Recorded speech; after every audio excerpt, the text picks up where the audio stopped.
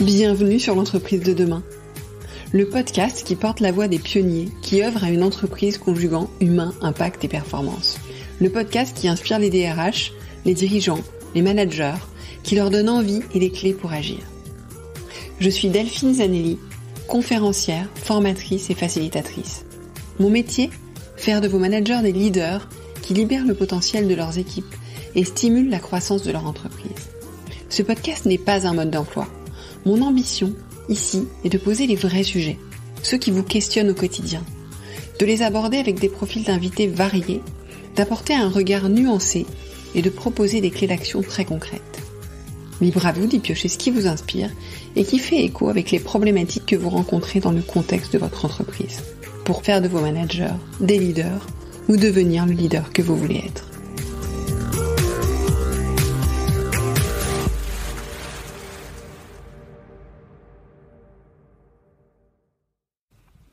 Bienvenue dans ce nouvel épisode.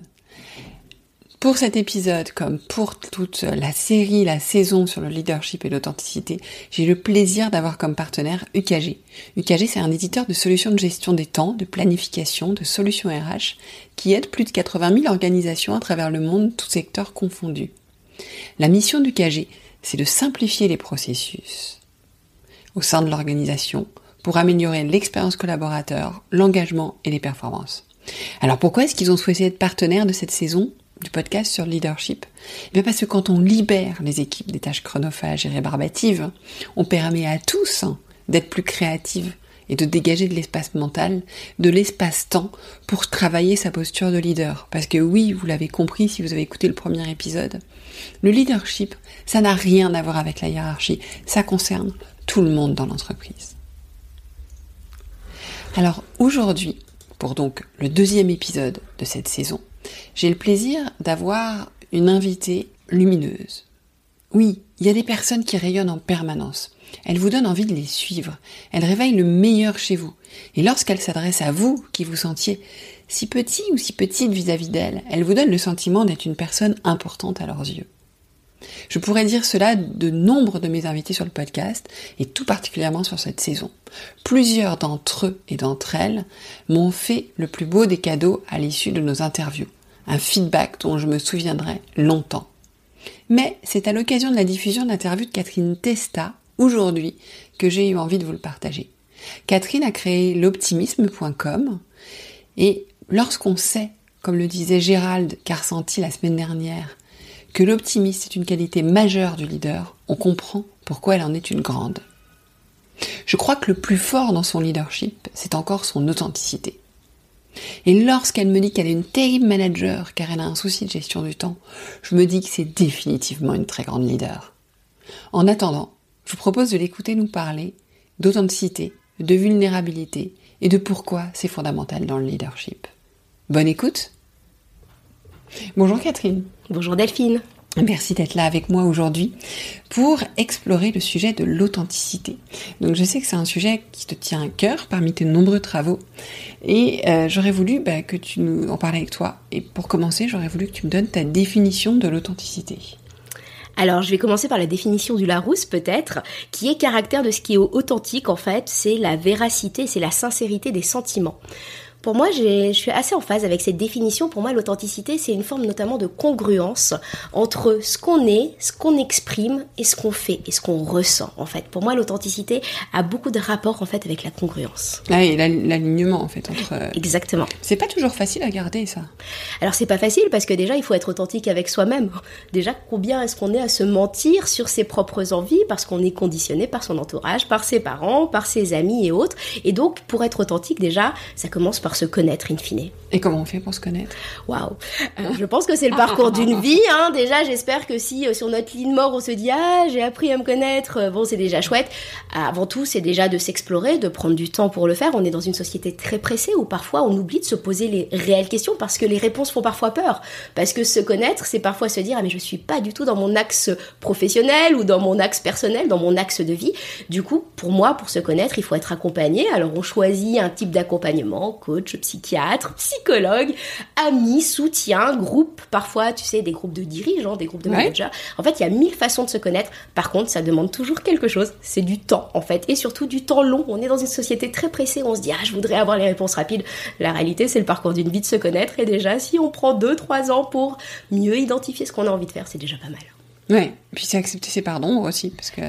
C'est, se connaître, c'est aussi faire face à soi-même, se rendre compte qu'on n'est pas aussi parfait qu'on a l'impression d'être, en fait, et c'est accepter aussi à la fois ses imperfections, les imperfections des autres, et parfois aussi le changement. Parce que souvent, quand on apprend à se connaître, on se rend compte qu'on a peut-être des réajustements à faire au fil de l'eau. Ouais, exactement. Et c'est vrai, tu as raison, la patience. Mais aussi, j'ai envie de dire, mesurer son avancée, c'est-à-dire, pour être patient, c'est être aussi bienveillant avec soi-même en se disant finalement je commence à mieux me connaître, j'avance. Et l'idée, et comme tu dis, c'est le parcours d'une vie. Tu parlais de 2 ans, mais en fait on se découvre encore 20 ans après. Donc voilà, c'est quelque chose. Et pourquoi est-ce qu'aujourd'hui, être authentique pour toi, c'est quelque chose d'essentiel ? Parce que j'ai beaucoup travaillé sur le sujet de la qualité de vie au travail, et à chaque fois on me demandait comment on est heureux au travail. Et on cherchait des éléments extérieurs, tu sais, par le fait que l'entreprise te reconnaisse, que tes collègues te reconnaissent, qu'on te reconnaisse financièrement ou même socialement d'ailleurs, qu'on te offre une bonne qualité des bureaux, etc., etc. Et je me disais, en fait, on a complètement oublié, là on est en train de penser au macro, on a complètement oublié le micro, à savoir la personne. Et une personne ne peut pas se sentir bien, même si l'entreprise est incroyable, si elle n'est pas à la bonne place, au bon endroit, au bon moment. Et moi j'ai vraiment ce leitmotiv en permanence de me poser la question et d'inviter d'ailleurs tous les auditeurs à se poser la question, est-ce que vous êtes au bon endroit, au bon moment, dans la bonne entreprise, avec la bonne personne, etc. Oui. Et c'est pas facile non plus ça, de trouver sa place, de définir sa bonne place. C'est pas facile et en plus c'est mouvant. C'est-à-dire que c'est pas parce que quand t'avais 20 ans, t'avais envie de travailler dans un type de structure que t'as envie d'y travailler à 40 ans, que t'as envie d'y travailler à 50 ans. Tu avances en fait, tu te découvres des causes, tu te découvres des passions. Honnêtement, c'est normal, en fait, d'avoir des changements au fil de l'eau, mais c'est pour ça que l'authenticité, c'est, in fine, se poser régulièrement cette question. Est-ce que là, moi je parlais de congruence tout à l'heure, mais est-ce que là, je suis en phase avec ce que je suis en train de faire, ce que j'éprouve réellement, si je m'enlève, en fait, un peu, tu sais, tous ces freins qu'on se met naturellement parce qu'on a besoin de gagner un salaire, ce qui est normal, besoin d'avoir une vie sociale et un regard, au fait, des autres, d'avoir quelque chose de parfois un peu normé, etc., etc. Bon, sachant qu'authenticité veut pas dire sans filtre non plus. Pas du tout, parce que c'est un peu comme la liberté des uns s'arrête, tu sais, au moment où on commence celle des autres. Voilà, où tu empiètes sur les autres. Non, l'authenticité, c'est pas arriver en se disant, aujourd'hui, je vais danser rock'n'roll sur mon bureau, par exemple. On est d'accord. Mais c'est la juste mesure parce que je crois qu'on est très nombreux, en fait, avant d'arriver à ce pas-là. Déjà, déjà, tout le monde avait envie de danser le rock'n'roll sur son bureau. Il y a quand même plein d'étapes je me suis niée, en fait. On nous a pas appris à se connaître, en fait, tu vois. Et l'authenticité, pour moi, ça vient chercher ça. À quel moment j'apprends à me connaître, tu vois. Tu fais des grandes séries, notamment sur le leadership. Ça commence par se connaître soi-même, en fait. Exactement. Mais du coup, quel lien tu ferais d'ailleurs entre authenticité et leadership ? Pour moi, il y a un lien, c'est la confiance, en fait, qu'on va donner aux autres, dans la mesure où c'est un peu la différence entre le pouvoir et la puissance. C'est-à-dire que le pouvoir, tu l'acquiers, en fait. Tu vois, tu peux l'acquérir parce que tu as monté les échelons dans une entreprise, parce que tu as fait du politiquement correct, tu vois. Enfin, il y a beaucoup de personnes, tu sais, qui sont très corporelles, qui arrivent à monter les échelons parce qu'ils se conforment à une forme de normes et de moules. Le leadership, pour moi, ça vient plus chercher la puissance. C'est les autres qui te la donnent, en fait. Le leadership, c'est les autres qui viennent finalement aussi valider ça. Parce que tu l'incarnes et parce que, in fine, tu offres une forme de confiance, de réassurance, j'imagine, aux autres parce qu'ils croient en qui tu es et qu'on a besoin aujourd'hui de figures, en fait, qui nous inspirent. Enfin, tu sais, cette fameuse question, alors qui c'est qui t'inspire au quotidien, qu'on pose très souvent, en fait. Bien évidemment. Pour avoir des modèles, des références, parce qu'on manque parfois aussi un peu de modèles et de références, tu vois. Enfin. Et c'est pas si facile à trouver. Pas du tout. Moi, on m'a très longtemps demandé qui étaient tes figures de référence. Alors, j'en avais trouvé une et je me rappelle même plus. Parce que j'avais que des figures masculines dans mes, dans mes références et je me disais, zut, j'ai pas de figure féminine et j'ai eu beaucoup de mal à en trouver. Donc maintenant, j'ai Raphaël Duchemin notamment qui était sur Europe 1, qui avait fondé l'émission La France Bouge notamment. Mais j'ai eu beaucoup de mal à chercher justement des figures de référence, des vrais leaders en fait. Ouais, en tout cas pour qu'ils le sont pour toi. Moi, oui, bien sûr. Pour moi, regard. et mon leader à moi sera différent de ton leader à toi, sera différent du leader des auditeurs. Complètement. Voilà. Chez chacun, mais c'est vrai que c'est quelque chose d'important, mais pas forcément évident. Donc, on faisait le lien entre authenticité et leadership. Tu expliquais l'importance justement que le leadership, c'est quelque chose que les autres, c'est la puissance que les autres nous donnent. Mais donc quelque part, il faut l'autoriser. Il faut le libérer. Donc le lien pour moi avec l'authenticité, c'est le fait que être soi ouvre cette possibilité, parce qu'en fait, les gens ne suivent pas des machines. Ou alors, si, ils peuvent suivre des gens de pouvoir s'ils cherchent le pouvoir, mais c'est quand même une minorité. Donc pour qu'ils aient envie de suivre, il faut qu'ils comprennent qui on est, où on veut, à quoi on croit, comment on veut agir, comment... Exactement, et il faut se l'autoriser. Tu parlais de cette notion d'autorisation. Moi, par exemple, au démarrage, je viens d'un domaine très scientifique. Donc, chimie physique à la base. Moi, tous mes potes sont ingénieurs en environnement. Quand j'ai commencé à leur parler d'optimisme au tout démarrage, d'authenticité, tu sais, ils t'ont regardé avec un œil froncé en se disant, bon, elle doit faire sa crise, tu sais, trentaine, quarantaine, cinquantaine, en fonction de là où t'es. Quand tu commences un peu à réfléchir de façon différente, on te dit ça. Et j'ai eu beaucoup de mal à oser en parler, tu vois, parce que je me disais, est-ce que je vais pas paraître un peu naïve, tu vois, l'authenticité, c'est pas aussi factuel que des équations chimiques environnementales. Complètement. J'ai eu du mal à en parler, j'ai eu du mal à m'ouvrir. Je me suis d'abord ouverte sur LinkedIn et tu vois, dans le fait d'incarner les choses, tout d'un coup, j'ai parlé de choses un peu différentes sur LinkedIn qui n'étaient pas de mes vacances et de mon chat, très clairement, mais qui étaient de questions sociétales, en fait. Et je pense que c'est ça qui fait qu'il y a d'autres personnes avec qui ça résonnait. Pour moi, dans l'authenticité, il y a une forme de résonance, en fait. On trouve son groupe, en fait. On se dit, mais je suis pas la seule à penser ça. Et moi, ça m'a fait beaucoup de bien, notamment de lire, en fait. Tout à l'heure, on réfléchissait comment est-ce qu'on se découvre, aussi par la lecture, je pense que c'est fondamental. Ouais. Et donc, je me suis dit, en lisant des livres, on me disait, je suis pas la seule à penser ça, en fait. Parce que quand t'es dans un système, tu sais, c'est un peu comme quand tu es dans un aquarium. Tu te rends pas forcément compte que l'eau, elle est polluée et qu'elle te convient pas parce que tu ne vois que ton référentiel.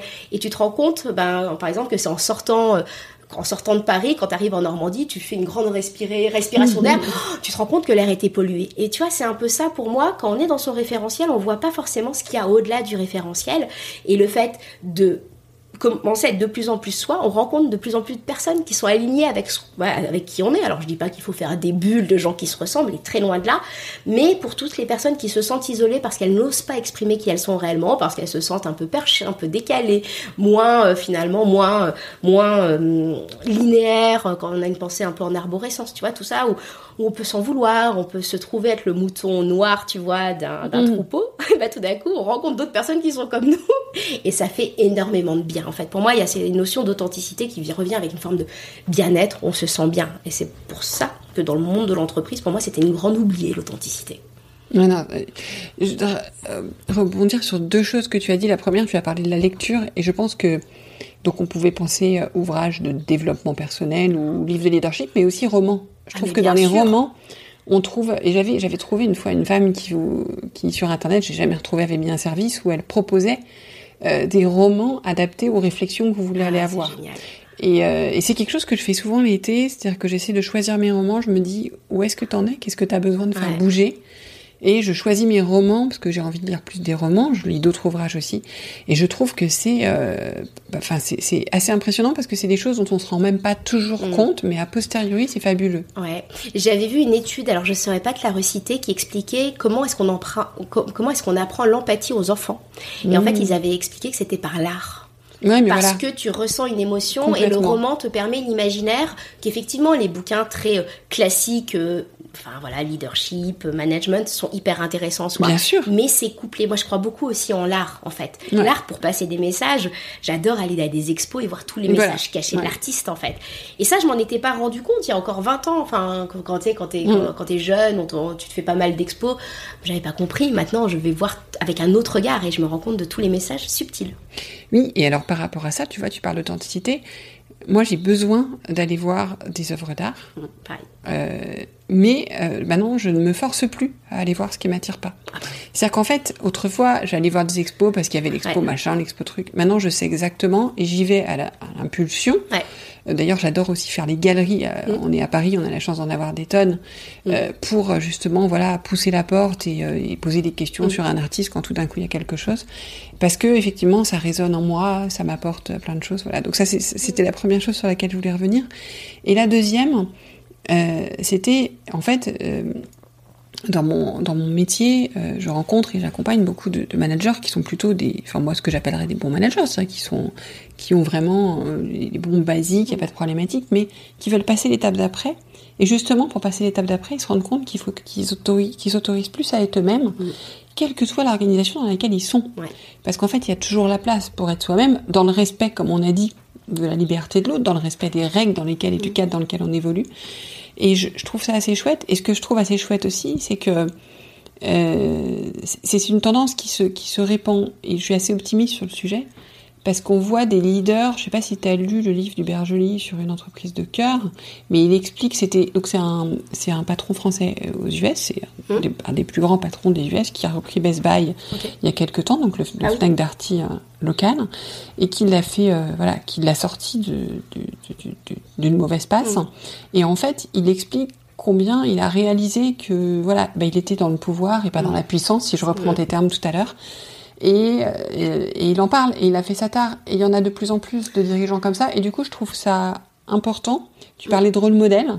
Je trouve qu'on a besoin de montrer aussi que c'est pas parce qu'on s'est pas toujours autorisé à être authentique qu'on peut pas le faire. Et que c'est pas grave, en fait.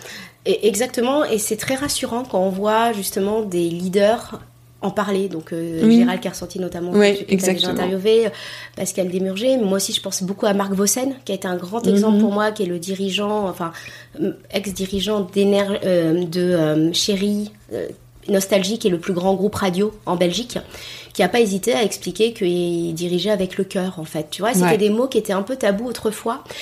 Faut pas qu'on tombe dans l'injonction, parce que pour être comme ça, c'est des personnes qui ont déjà réfléchi à leur parcours, tu vois, qui ont réfléchi à qui ils vont être. Quand tu me disais que tu allais voir une expo qui t'intéressait, moi j'ai longtemps culpabilisé de dire aux gens que je voulais pas aller voir des films qui finissaient mal. Parce que moi, je préfère les comédies romantiques. Mais c'est intellectuellement, ça fait pas noble de dire que t'aimes les comédies romantiques. Mais la réalité, c'est que je trouve parfois que le monde est déjà assez difficile. Moi, j'emprunte très facilement les émotions. Du coup, c'est un peu compliqué pour moi, in fine, de sortir d'un film. Donc, je me suis dit, je veux plus aller voir ça. Je veux pas aller voir une expo où les tableaux sont sinistres, en fait. Ça m'envoie trop d'émotions. Mais c'est très difficile à dire ça, en fait. C'est drôle parce que je regardais récemment une série qu'on m'avait recommandée et je l'ai arrêtée parce que j'ai trouvé qu'elle faisait de moi une mauvaise personne. Ah. Elle jouait sur mes réactions. Ah ouais, tu vois. En fait, il faut faire vraiment attention à ce qu'on se met. Voilà, on va, tu vois, même à ce qu'on se met dans la tête, en fait, à ce qu'on entend, à ce à quoi on s'expose. Ouais. C'est très...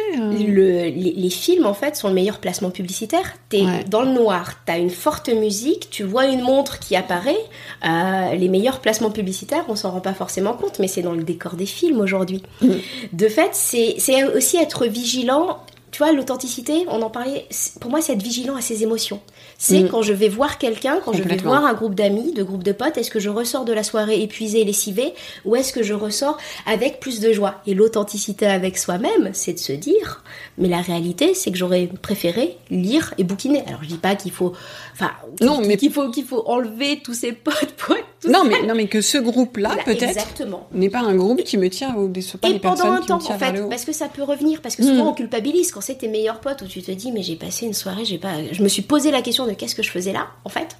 C'est très difficile, mais c'est aussi difficile avec des collègues qu'on a depuis 20 ans en se disant mais est-ce que se câbler sur ses émotions, on n'a tellement pas appris à les écouter, mais quand on est gamin, tu sais, tu tombes, t'as envie de pleurer, t'as ton parent qui te ramasse en te disant non, t'as pas mal. Donc tu vois, très tôt finalement, on inhibe assez facilement nos émotions, c'est mal vu de vivre des trop bas. Et donc l'authenticité, c'est un vrai travail, un vrai sujet, mais quand tu parles de leadership, on apprécie quelqu'un avec ses failles aussi, et il se rend... tu vois, les artistes, ils ont pas peur de dire qu'ils consultent des thérapistes, tu vois, comment on dit en France, qui sont suivis, en fait. En France, on a l'impression que c'est une vulnérabilité. Moi, un leader qui me dit qu'il est suivi par un coach, par peu importe, par un psy ou autre, je me dis, quelle force, en fait, quelle force il a de le dire. Et plus on exprime qui on est, plus on donne aux autres l'autorisation de le faire. Et du coup, tu parles de vulnérabilité. Oui. Justement, je pense que c'est quelque chose d'important dans le leadership aussi. Ouais. Alors, c'est pareil, dans un certain respect, Bien des sûr. choses, etc. Comment est-ce que tu le vois, toi, lié au leadership? T'en parlais un petit peu. En fait, à un moment donné, je me suis rendu compte que plus les gens n'avaient rien à perdre, plus ils osaient dire qui ils étaient. C'est-à-dire que tu regardes Stromae qui dit qu'il a fait une dépression sur un plateau TV en plein JT, t'as plein de gens qui n'osent pas le dire, en fait, tu vois. Et donc, j'ai compris, en fait, qu'in fine, on commence à accepter sa part de vulnérabilité, à la dire aux autres, à partir du moment où on n'a pas peur, en fait, d'être dégradé dans le regard de l'autre. Donc, c'est à partir du moment où on a confiance en soi, où on se dit que finalement, moi, je me suis toujours dit, la vie, elle est pas linéaire. C'est-à-dire, aujourd'hui, je fais ça, demain, je ferai peut-être autre chose et je suis tout à fait OK. Et de toute façon, quoi que je fasse, j'ai des vulnérabilités. On est tous imparfaits et imparfaites. Et ça, c'est...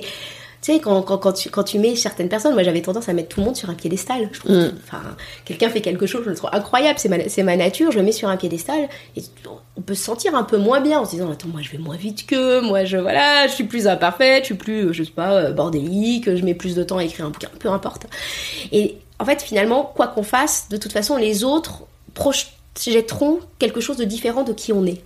Donc autant accepter qui on est dans son entièreté, ses vulnérabilités, disons-les de toute façon, parce que souvent on a peur de dire moi je suis ça, alors j'ai peur de pas avoir mon augmentation, j'ai peur que des collègues néfastes en profitent pour appuyer sur mon point de faiblesse, tu sais un peu, parfois dans certaines entreprises, faut le dire, c'est ça se passe. Mais la réalité, quoi qu'il advienne, les autres, ceux qui veulent... Ils le détectent et ils le font. Ils le feront, en fait. Donc autant, pour moi, la meilleure façon d'assumer finalement une vulnérabilité, tu vois, moi j'ai un trouble de l'attention par exemple, c'est de la dire en fait. À partir du moment où tu l'as dit, oui, c'est vrai que j'ai un trouble de l'attention, ça fait que je suis pas forcément linéaire dans ce que je fais, et c'est ok en fait. Ouais, et ça passe mieux comme ça. Et par contre, effectivement, accepter que la prise de conscience de tout ça, que l'avancée sur ces choses-là prenne du temps, et c'est ok, quoi, c'est pas un problème. Et c'est une déconstruction de tout ce qu'on nous a appris pendant des années. Tout à fait. Mais alors, si on revient justement au sujet de l'authenticité, comment est-ce qu'on peut faire pour lui laisser de la place pour soi et pour les autres ? Alors déjà, l'exprimer, pour moi, c'est plus on s'exprime soi-même, plus on laisse la part aux autres d'expression de leur propre authenticité. Donc ça va être sur les réseaux sociaux, ça va être sur soi-même, ne pas avoir peur de dire qu'on consulte un psy, de ne pas avoir peur de donner ses vulnérabilités, de ne pas avoir peur d'être très honnête avec soi-même. Moi, toi, ton sujet, c'est le management. Moi, je suis nulle en management.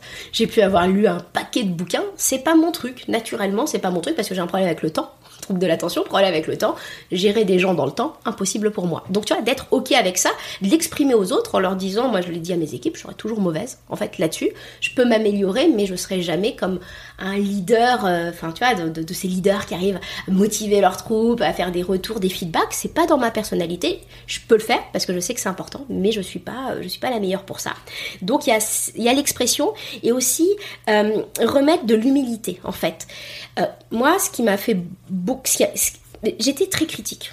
De nature, tu vois, au démarrage, j'étais très critique sur les coachs, j'étais très critique sur plein de sujets, sur pas mal de managers, sur pas mal de systèmes.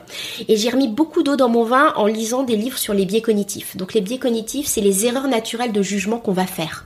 C'est-à-dire, c'est par exemple, on va avoir un biais de confirmation. Quand il va y avoir plein d'informations, on va choisir celle qui va dans notre sens et on va lui donner plus de poids. Ou on va avoir un biais de les personnes qui nous ressemblent, on va avoir plus d'empathie envers elles. Et plus on connaît ses propres erreurs de cerveau, en fait, plus finalement on se rend compte qu'on n'est pas forcément très brillant, qu'on est le fruit de molécules chimiques, de toutes ces molécules qu'on va chercher, la sérotonine, l'endorphine, l'ocytosine et autres, mais aussi qu'on est le fruit de biais parce que on n'arrive pas à les déconstruire. On sait qu'on va le faire, pourtant, on n'arrive pas à les déconstruire. Donc moi, ça m'a fait beaucoup de bien de lire sur les biais cognitifs en me disant, mais l'autre, il en est peut-être à un autre moment de sa vie. Son référentiel n'est pas le même que le mien. Parce que moi, tu vois cette métaphore que je te faisais tout à l'heure avec l'aquarium et l'air, en fait, finalement, comprendre que le référentiel de l'autre n'est pas notre référentiel, c'est hyper important. Moi, je me rappelle un jour avoir déplacé une plante verte sur le bureau d'une personne de mon équipe. Ça avait été un drame et j'avais pas compris. Vraiment, je n'avais pas compris, en fait, le drame là-dedans. Et c'est 10 ans plus tard que je me suis dit, en fait, son référentiel était différent du mien. Pour moi, c'était juste un caprice, en fait. Et donc, de se rendre compte de nos propres biais, c'est intéressant, mais plus on se connaît, plus on est capable de comprendre ses propres biais, mais il faut aussi lire de la littérature sur les biais cognitifs. Oui, comprendre mécaniquement comment ça se passe et qu'est-ce qui... Exactement. Qu'est-ce qui joue, en fait, dans nos réflexions? Pourquoi est-ce qu'on porte des jugements? Moi, et j'ai beaucoup de gratitude pour toutes ces personnes qui m'ont vu arriver sur le sujet, notamment de l'optimisme, il y a 10 ans. Moi, j'étais relativement naïve encore à l'époque, et qui m'ont regardé avec un regard en se disant... Ils se sont pas dit, tu sais, il y a l'effet Dunning-Kruger, tu sais, quand tu viens d'arriver sur un sujet, tu te crois hyper brillant. Voilà. Pour ceux qui savent pas ce que c'est, on a un biais de surconfiance pour le coup, à un moment donné. Exactement. On a l'impression qu'on est au top sur le sujet. Et qu'on connaît tout, et après c'est la vallée de l'ignorance, parce que finalement, plus on apprend, plus on se rend compte, finalement, du gouffre de connaissances qu'on a. Et donc je me suis dit, il y a plein de gens qui m'ont regardé avec beaucoup d'empathie. Et donc c'est pour ça, in fine, comprendre les biais cognitifs, c'est réavoir de l'empathie avec soi-même, avec ses propres erreurs, ses propres jugements, mais aussi avoir de l'empathie envers les autres et de se dire que chacun est, finalement, tout à l'heure je disais la bonne personne au bon endroit au bon moment, mais c'est aussi une personne sur un parcours à un temps donné. Et ça, la notion du temps, je pense, nous aide aussi beaucoup à se dire, aujourd'hui je suis ça, demain je serai peut-être pas ça en fait, et tout va bien. Ouais. Et c'est vrai que le monde dans lequel on évolue nous aide, quelque part nous aide à être comme ça, mais c'est aussi une clé. C'est-à-dire que pour évoluer en incertitude dans laquelle on est, il est très important de vivre, comme on le dit souvent, au jour le jour, mais aussi d'accepter là où on est aujourd'hui, sans stresser sur là où on sera demain, et d'apprendre tous les jours, et d'avoir une forme d'humilité aussi par rapport à ça. Et on a une notion en France, tu vois, socio-culturelle du temps qui est très figée, parce que c'est comme ça aujourd'hui, ça sera comme ça demain. Moi, je viens d'un système éducatif où on me disait qu'il fallait faire des maths, tu sais, pour être dans des bonnes écoles, etc., faire des maths. Et du coup, on balayait un peu tous nos autres talents. Par exemple, le fait de savoir écrire, parce que j'étais dans un lycée scientifique, on s'en foutait que je sache écrire, tu vois. Le fait de savoir, dessiner, faire de la musique, en fait, globalement, tout ça, c'était relégué un peu au passe-temps. C'était accessoire. C'était accessoire. Mais la réalité, qu'est-ce qui nous dit que demain, savoir dessiner, savoir écrire, ça n'a pas plus de valeur en fait. Et moi, j'ai mis du temps à déconstruire ma casquette scientifique en me disant, mais non, mon talent, il est plus dans l'écriture en fait, que dans le fait de savoir faire des molécules. Mais ça me parle beaucoup parce que j'ai une de mes filles, ma deuxième fille, qui est très qui est très bonne dans les matières scientifiques. Et récemment, on nous a dit, il faut la mettre dans un lycée scientifique. Et j'ai dit non. Parce qu'en fait, ça veut pas dire qu'elle fera une carrière scientifique, j'en sais rien. Exactement. Donc je veux qu'elle continue à développer tout. Ouais. Et le reste la challenge plus, mais elle le développe parce que, je ne sais pas. Et c'est vrai qu'on a encore ce... ah mais c'est super, il faut des femmes scientifiques. Oui, je serais ravie, mais ne lui collez pas ça sur la tête, en fait. Je ne sais pas qui elle sera et ce qu'elle fera. Et puis peut-être qu'elle fera différentes choses. Et moi, c'est vrai qu'en seconde, tu vois, je me rappelle, je sais pas pourquoi, en seconde, j'étais bonne. J'avais eu 16 dans toutes les matières. Et du coup, quand t'étais bon dans toutes les matières, il n'y avait pas de questions à se poser dans mon lycée. C'est-à-dire, t'allais faire des maths. Bah oui, parce qu'à notre époque, c'était la filière... oui, mais ça n'a pas beaucoup changé. Alors, ça n'a pas beaucoup changé, mais le pire là-dedans, c'est que... trouble de l'attention, forcément, les chiffres, je les emmêle. Je t'écris forcément des chiffres qui sont différents. Donc, autant dans l'écriture, je vais te mettre des lettres parfois dans un ordre différent. Mais du coup, j'étais en douleur, en fait, finalement, avoir fait des maths. Donc, c'est aussi ça. Mais tout ça, on le comprenait pas à l'époque, on n'en parlait pas. Puis, moi, je suis plutôt résiliente de nature, je l'avais même pas exprimé, tout ça. Et donc on voit bien que le sujet de l'authenticité, ça commence par soi. Exactement. À la fois par soi dans la connaissance de soi, à la fois par soi en l'exprimant pour laisser la place aux autres pour l'exprimer. Et c'est quelque chose qui se transmet en fait, en miroir. Et dans une société aussi où on est de plus en plus empathique en fait. Où on arrête de juger l'autre parce que il est comme ça, ou comme, tu vois, comme ci ou comme ça en fait. On a encore des progrès à faire. Mais oui, on avance. Mais c'est un sujet personnel, c'est un sujet pour chacun sur lequel on progresse toujours. Bien sûr. Et je te dis, moi, j'avais beaucoup de jugements. Oui, donc aller vers plus d'authenticité, c'est aussi faire attention à ses propres jugements. Exactement. Parce que d'ailleurs, quand on juge les autres, on se juge soi-même, 9 fois sur 10. Exactement. Donc aussi être très attentif à la façon dont on juge et dont on regarde. Exactement. Et Catherine, est-ce qu'on peut revenir au pourquoi est-ce que c'est essentiel aujourd'hui, l'authenticité, notamment dans le leadership ? En fait, c'est essentiel parce que c'est ça aussi qui fait qu'on a confiance en la personne. Aujourd'hui, on sort d'une ère, tu vois, où c'était des communications qui étaient dans les journaux, on disait que ton entreprise était trop bien, et où des services qui essayaient d'exprimer ce qu'était leur entreprise à travers des communiqués de presse. Et aujourd'hui, c'est plus suffisant parce que, in fine, avec tous nos petits téléphones, on est tous des médias à nous tout seuls. Et cette forme d'authenticité où on va incarner qui on est, c'est ça qui va donner confiance aux autres dans le fait de nous écouter déjà, ou de nous écouter, nous questionner, sans injonction à faire quelque chose. Mais derrière, pourquoi est-ce qu'il y en a besoin ? C'est parce que on est dans une société où on manque de tiers de confiance. C'est-à-dire que, tu vois, autrefois, on avait... dans des structures sociales, on avait le maire du village, le prêtre, l'instituteur, le médecin ou le sage du village qui venait nous dire « T'en fais pas, c'est la vie, ça va bien se passer ». Et là, aujourd'hui, on a perdu ces tiers de confiance. Et du coup, nous, en fait, en tant qu'humains, on a besoin d'avoir des figures charismatiques et on va beaucoup plus donner notre confiance à quelqu'un qui va venir exprimer qui il est dans son entièreté qu'à une sorte de papier glacé qui va te dire, tu vois, d'un truc écrit par un communicant où ça se sent, en fait. La confiance, l'authenticité, ça permet la confiance et ça permet de vibrer un peu cette même énergie et ça permet de fédérer et on a besoin aujourd'hui de leaders charismatiques pour avoir peut-être une vision de vers quoi on va. Donc l'authenticité est aussi une des clés pour dégager son charisme quelque part. Exactement. Est-ce qu'il y a une autre raison pour laquelle c'est essentiel ? Alors c'est essentiel aussi parce que ça nous permet de nous décharger. C'est-à-dire que les managers aujourd'hui, on le voit, depuis déjà plusieurs années, mais encore plus aujourd'hui, on attend de plus en plus d'eux qui fassent le bonheur de leurs collaborateurs. Ils ont une vraie charge mentale parce qu'ils sont un peu coincés parfois entre un N+1 et des N-1.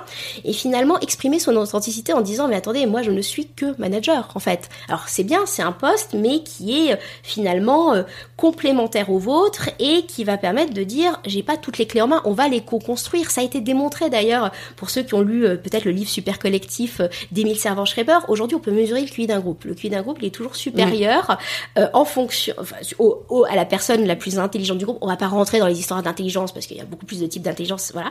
Mais le groupe, il est d'autant plus intelligent que les gens viennent de cultures différentes, ont des passions différentes, se sentent différents. Et finalement, si le manager vient exprimer son authenticité en disant j'ai pas toutes les clés, par contre ensemble on va pouvoir co-construire, déjà ça permet de réenorgueillir le collaborateur qui se dit moi je me sentais un peu différent parce que je sais pas, je suis le scientifique alors que tous les autres sont littéraires ou à l'inverse. Il va avoir envie de donner son idée en fait, parce que demain si on veut construire l'entreprise de demain, voilà le sujet notamment de ce podcast, il va falloir que tous ceux qui ont une bonne idée lèvent la main. On a besoin de tout le monde, on a besoin de toutes les intelligences comme c'est évoqué. Et il faut que les gens aient envie de lever la main, donc tu as envie de lever la main pour donner ton idée si tu as confiance déjà dans ton entreprise mais aussi dans ton manager, si ça résonne et si tu te sens utile, parce que le nombre d'idées qui sont tues parce que déficit de confiance du collaborateur ou déficit de confiance dans le manager. Donc in fine, pour moi, l'authenticité, c'est vraiment au cœur de la construction, notamment de l'entreprise de demain. Merci beaucoup.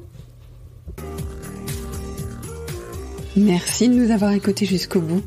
C'est sans doute que l'épisode vous a plu. Merci alors de le partager à 2 personnes autour de vous et de mettre une note et un commentaire sur Apple Podcasts ou Spotify. C'est ce qui nous fait ressortir dans les classements, permet au podcast de grandir, de profiter au plus grand monde, et puis ça m'encourage aussi. Et si ce n'est pas encore fait, abonnez-vous à la page L'entreprise de demain de LinkedIn pour ne rien manquer de l'actualité du podcast. Et à la newsletter, devenez le leader que vous voulez être, pour ne rien manquer des contenus exclusifs que je vous propose. Et puis, si vous avez besoin d'accompagnement dans le développement de votre leadership ou de celui de vos managers, ou si vous cherchez la prochaine conférence qui inspirera vos managers, écrivez-moi, j'interviendrai avec plaisir. Je prends toujours grand soin de mes auditeurs et auditrices. J'adore travailler avec vous. Merci encore pour votre écoute et à la semaine prochaine.